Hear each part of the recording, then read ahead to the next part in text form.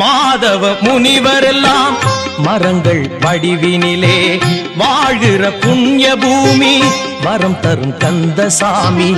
நாரதர் காசி வரும் நங்கை அருந்ததியும் சாப விமோசனமே கண்டது இங்குதானே. விராலிமலை முருகன் வெற்றிகளை தருவான் ஞானம் அருளும் கோயில் மயில்கள் ஆடிடும் மலை கோயில்.